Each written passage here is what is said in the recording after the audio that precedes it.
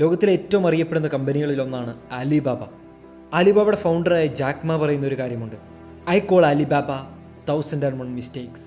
ഞാൻ ആലിബാബ എന്ന എൻ്റെ കമ്പനിയെ വിളിക്കുന്നത് 1001 തെറ്റുകളെന്നാണ്. കാരണം ഞങ്ങൾ ചെയ്തതിലെല്ലാം തെറ്റായിരുന്നു. ഞങ്ങൾ കമ്പനി പെട്ടെന്ന് എക്സ്പാൻഡ് ചെയ്യാൻ ശ്രമിച്ചു. അതുപോലെ തന്നെ .com വന്നു കഴിഞ്ഞപ്പോൾ എങ്ങനെയാണ് നിലനിൽക്കേണ്ടത് ഞങ്ങൾക്കറിയില്ലായിരുന്നു. 2002 വെറും 18 മാസം കൂടി പിടിച്ചു നിൽക്കാനുള്ള ശേഷി മാത്രമാണ് ഞങ്ങളുടെ കമ്പനിക്ക് ഉണ്ടായിരുന്നുള്ളൂ. ഒരുപാട് പേർ സൗജന്യമായിട്ട് ഞങ്ങളുടെ വെബ്സൈറ്റ് ഉപയോഗിക്കുന്നുണ്ടായിരുന്നു. എങ്ങനെയാണ് ഈ കമ്പനിയിൽ പണം കണ്ടെത്തേണ്ടത് എന്ന് ഞങ്ങൾക്കറിയില്ലായിരുന്നു. അങ്ങനെ അവസാനം ചൈനയിലെ എക്സ്പോർട്ടേഴ്സിന് വിദേശ രാജ്യങ്ങളിലെ കമ്പനികളുമായി കൂട്ടിമുട്ടിക്കുന്നതിന് ഞങ്ങൾക്ക് സാധിച്ചു.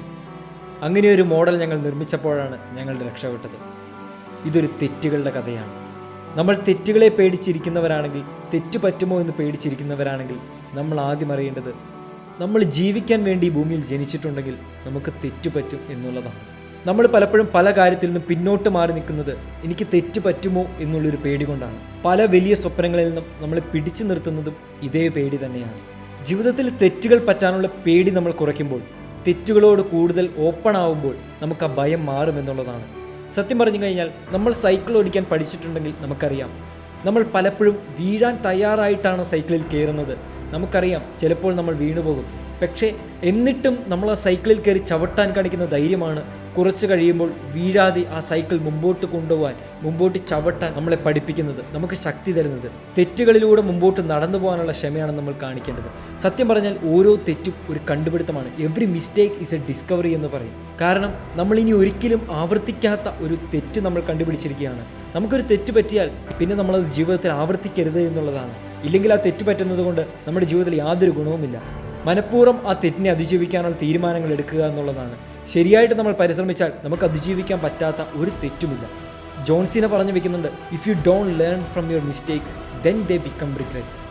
നമ്മുടെ തെറ്റുകളല്ല നമ്മുടെ ജീവിതത്തിൽ യഥാർത്ഥത്തിൽ വേട്ടയാടാൻ പോകുന്നത്, പക്ഷേ നമ്മൾ ആവർത്തിക്കുന്ന തെറ്റുകളാണ്. അതായത് തെറ്റുകളിൽ നമ്മൾ പഠിക്കാതെ, തെറ്റുകളിൽ നമ്മൾ തിരുത്താതെ മുമ്പോട്ട് പോകുമ്പോൾ അതാണ് നമ്മുടെ ജീവിതത്തിൽ യഥാർത്ഥത്തിൽ നമ്മളെ കുറ്റപ്പെടുത്താൻ പോകുന്നത്.